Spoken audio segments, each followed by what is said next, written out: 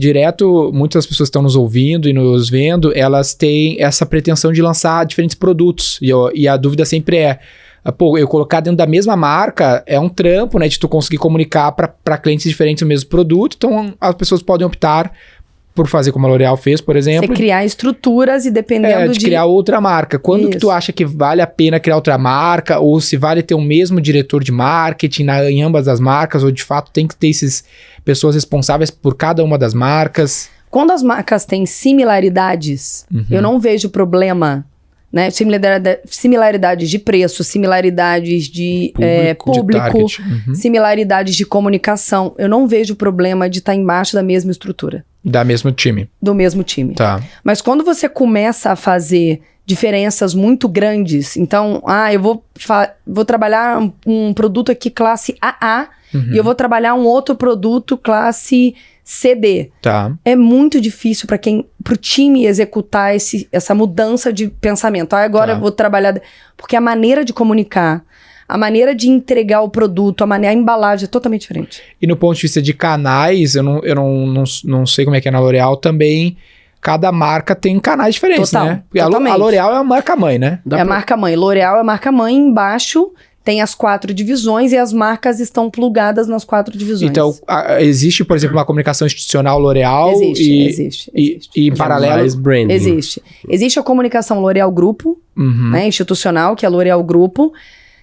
Mas... Como a L'Oréal não divulga muito, as marcas que ela tem, essa comunicação institucional vai muito para investidor, vai muito para esse nicho específico, tá? Mas não necessariamente para o público final. Óbvio que se você quiser saber mais da L'Oréal, você vai entrar lá em l'oreal.com e você vai ver todas as marcas que tem no portfólio. Tem produtos de consumidor final com o nome L'Oréal? Porque L'Oréal Paris. L'Oréal Paris. Mas aí é a única marca, né? É a única marca que leva o nome do grupo. Saquei. Porque eu conheço o L'Oréal mega popular por causa do L'Oréal Paris, né? Exatamente. E aí cada marca tem seu perfil no Instagram hoje, né? Cada marca comunicação. Tem seu perfil, sua comunicação, enfim. Não é a marca by L'Oréal, não existe nada disso. Não chega a ter isso numa embalagem ou algo do gênero. Em algumas, sim. Então, por exemplo, de salão de cabeleireiro, L'Oréal Profissional. L'Oréal Profissional é uma outra marca que tem um grupo mãe, mas é focado em cabeleireiros, né? Que você compra no salão de cabeleireiro. Em algumas sim, outras não. Deixa eu só, tem uma pergunta, eu queria só terminar, eu não respondi aquela pergunta dele. Sim, só pra gente voltar, Não, então, quando eu cheguei, tava muito estruturado em termos de canais. Então, existiam canais e estavam estruturados. O Imed Excellence vendia em praticamente todas as farmácias, todos os supermercados, lojas de conveniência do Brasil que você puder imaginar. Não fazia direto pro consumidor, né? E eu tinha um canal muito forte que era o atacado. Para eu conseguir chegar em muitos lugares do Brasil, eu contava com o atacado naquela época. Que é tipo um distribuidor. Exatamente. E naquela época era uma parcela muito grande do business, muito grande. E eu tinha 2, 3 atacadistas que eram quem representava a venda enorme de Imed Excellence e Elseve. E o que acontecia? Players. 2, 3 players. Caramba. Fazia naquela época, né? Hoje em dia... Tipo um Martins da vida, assim. Exatamente, Arcon. E hoje em dia não é mais assim. E conforme evoluía, né? Conforme a concorrência ia chegando, vou te dar um outro exemplo. Em Imed Excellence a gente nadava de braçada ali. A gente era líder na Nielsen e tinha muito bem definidos os canais. Começou a entrar muita marca barata. Fazendo exatamente... Naquela época que nem tinha online ainda. Fazendo exatamente, prometendo a mesma coisa que a gente prometia, proteção 3 vezes pro cabelo, então tinha você aplicava, antes de colocar a tinta, você aplicava uma proteção, colocava a tinta e depois aplicava um sérum depois para finalizar. Começou a entrar um monte de marca no mercado oferecendo a mesma coisa pela metade do preço. Caramba. O que aconteceu? A gente começou a sofrer. Eu tive que pensar em outros canais. Então, por mais que a estrutura de uma multinacional ela esteja um pouco mais estruturada, sempre tem risco. Porque a dinâmica é muito dinâmica. É muito rápido. Não, muito rápida. E hoje em dia a coisa piorou, porque a quantidade, enquanto a gente fala, tem 5 marcas de cosméticos estão sendo lançadas agora que vão competir com a L'Oréal e tem uma chance de tomar uma grande parcela da fatia que a L'Oréal já tem hoje. Que é uma oportunidade para quem nos ouve, que ele pode bater uma L'Oréal e é um problema pro cara que já tá mais estabelecido, porque alguém pode bater nele. Essa é a loucura do mercado. Nesse aspecto ainda da marca ali, eu acho esse ponto interessante porque tem muita gente que tem essa dúvida. A gente até gravou um episódio com o pessoal da Rico, né, que é uma marca da XP, que também é a mesma lógica, né? O que eu acho que é a resposta aqui, e quero ver se tu concorda de tudo que tu falou, acho que sim, porque foi basicamente o que tu falou, mas só para compilar, que no fim das contas, o que muda é o consumidor, né? Se o consumidor é muito diferente, eu tenho que adaptar a empresa para ele. Então, se eu tô vendo, por exemplo, para profissional, precisa de uma outra marca, uma outra história, até um outro canal. Então, vale a pena eu ter até a gente chama na V4 mesmo de Customer Manager. De ver se eu tenho um público muito diferente, eu tenho que ter um Customer Manager, uma marca diferente, uma estrutura diferente para atender aquele cara. E aí vale a pena eu ter outras marcas. Se é o mesmo público, talvez consiga criar uma... Ou similares. E uma coisa... Faz sentido? Faz total sentido. Mas, aí, né, muita gente pode estar perguntando, poxa, mas eu não tenho grana, como é que eu vou fazer? Eu quero testar e não tem grana. Não tem problema. Começa com a mesma equipe que você tem, deixa claro que os objetivos são distintos, que aquilo é um teste para, se funcionar e se der certo, obviamente que a ideia não é no futuro continuar com a mesma equipe. Isso. E eu acho que até o líder da área, né, o diretor ou o gerente de marketing, num primeiro momento, eu não vejo problema de ter 2 estruturas reportando para ele. Entendi. Eu não vejo que isso é um problema.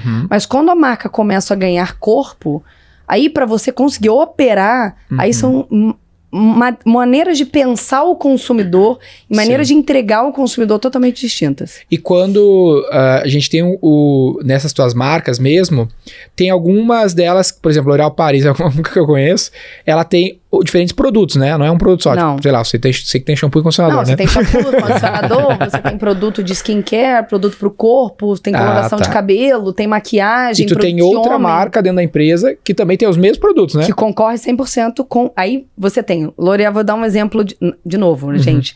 Naquela época, 20 anos atrás. Hoje em dia, a L'Oréal comprou várias outras marcas, então a estrutura com certeza mudou. Mas naquela época você tinha, vou dar um exemplo, L'Oréal, Paris, Garnier e Maybelline. Maybelline fazia maquiagem, só maquiagem naquela época. Garnier, shampoo, condicionador, coloração, produto de corpo, produto de rosto. L'Oréal, shampoo, maquiagem, produto de corpo, rosto. As 3 marcas eram do mesmo grupo e competiam entre si. Legal. Era o mesmo consumidor, o mesmo nível de preço, os mesmos pontos de venda. Legal. E aí na empresa, com certeza, estrutura separada. Totalmente separada. Elas foram compradas ou criadas? Não. Elas foram compradas. Maybelline foi comprado. Garnier eu não me lembro. Sim. E L'Oréal acho que foi criado. Garnier, tanta propaganda que quando fala Garnier, só me vem na mente. Garnier. Fizeram um bom marketing. Uma boa construção de marca. Mas no livro de Jim Collins, ele fala sobre, no Feitas para Durar, ele fala sobre o case da P&G, que, segundo ele, né, enfim, aí ele tá dizendo, quem criou a ideia de ter marcas concorrentes foi a P&G, tipo, sei lá, quase 60, 80 anos atrás. Segundo a pesquisa dele, eles começaram a criar marcas do mesmo produto dentro da P&G para criar desconforto no time, para os caras pensar coisas diferentes. Então, eles já eram líder de mercado, sei lá qual categoria, eles falaram, cara, vamos criar uma outra marca do mesmo setor para vocês se matarem aqui dentro mesmo e pensar fora da caixa. E aí toda a indústria de bens de consumo começou a fazer um movimento parecido. A gente tem, né, cerveja muito popular, né, mesma indústria. A mesma coisa. É muito contra-intuitivo num primeiro momento, né? Porque, por que eu vou criar um produto para concorrer comigo mesmo na mesma categoria, no mesmo preço, tudo igual? Mas nesse aspecto de concorrência, de competição... a ideia é criar um desconforto para a galera inovar, né? E eu acho que tem uma questão também de evolução do consumidor. Né? Antigamente, vamos pegar um exemplo de shampoo. Antigamente, você tinha um shampoo na gôndola. Shampoo. Sim. Depois começou a ter shampoo para cabelo liso e ondulado. Depois começou a ter para shampoo cabelo colorido e para cabelo natural. Depois começou a ter para atitudinal. Shampoo para mulheres modernas. Caramba. Shampoo para mulheres tradicionais. É mesmo. Depois começou a ter shampoo com óleo de amêndoa. Shampoo vegano. Vegano. Vegano. Shampoo então, vegano, o que acontece com isso também? As empresas foram entendendo que existia uma oportunidade de você mudar o foco até do mesmo produto. Então você vendia ele de outra forma ou com outro apelo. Legal. Hoje em dia o apelo ele é atitudinal. Ele é por valores. Sim. Né? Muito mais do que produto e benefício, problema, solução. Você tem o problema, solução, mas você tem um problema, solução específico para aquele tipo de consumidor que tem os mesmos valores, que acredita, né, nos mesmos pontos, que divide com a marca aquele, vamos dizer assim, os valores mesmo, né? Os valores que a marca tem. Então você compra não só por um problema, não só por um problema que você quer solucionar. Não é questão prática, né? É muito mais. Não é funcional. E um lance... E entrou na parte emocional. Total. E um lance que eu acho legal na indústria é aquele conceito da miopia do marketing, né? Muitos caras das indústrias aí talvez não estejam claros disso, que as empresas, às vezes, elas são muito product owners, elas pensam no produto, como é que eu vendo isso? Então, cara, quando é que vocês vão falar como é que eu vendo o meu negócio aqui? Ao invés delas serem mais customer managers, eu tenho que desenvolver a partir do cliente, não do produto pro cliente. Às vezes ela pensa assim, cara, eu tenho esse produto, como é que eu faço uma marca dele? Se tu não fez ele pensando no cliente, já tá errado. E essas indústrias, imagino que no caso da L'Oréal não era diferente, por exemplo, elas nunca param de investir em P&D, né? Em desenvolver novos produtos a partir do cliente. O exemplo do vegano é um que eles devem ter hoje lá no mix, provavelmente, produtos, porque é um comportamento que tem no mercado, então a gente precisa criar algo para atender esses caras, que a chance de eu conseguir vender mais, se eu criei o negócio certo para o cliente, tende a ser maior, né? Mas isso eu acho que foi um dos grandes aprendizados que as indústrias grandes tiveram que ter. Porque antigamente, lembra, não existia rede social e não tinha internet. A gente consumia, a gente era enfiado goela abaixo que a gente ia consumir. E poucos fornecedores? Não, e era foco 100% no produto, não tinha esse foco. Marcela, qual que é a sua dor? Vou resolver a sua dor. Não tinha. Com a abertura, né, da internet, das redes sociais, hoje a voz, o poder de fala saiu da mão das empresas e foi para a mão do consumidor. Hoje o consumidor decide aonde ele vai comprar, de qual empresa, em que momento que ele vai comprar. E o que acontece com isso? As empresas multinacionais lá atrás, que estavam focadas muito, eu vou fazer um produto, tiveram que se reinventar. Porque um monte de marcas pequenas começaram a entrar no mercado. Ok, mas qual é a sua dor? A L'Oréal tá te vendendo shampoo, mas essa dor que você tem quando você compra um shampoo, a L'Oréal resolve? Não, eu vou resolver. E essas empresas menores começaram a ganhar uma parcela de participação no mercado enorme e a tirar a participação das grandes, porque elas não estavam focando no consumidor. E eu acho que esse é um grande movimento que o mundo começou a fazer há muito, assim, já tem tempo. Sim. Só que tem muita gente realizando isso agora. Total. Se você não colocar o seu cliente, mas qual é a dor que você está resolvendo no teu cliente? Porque se você não parar e pensar, vai chegar alguém na concorrência que vai resolver a dor do teu cliente.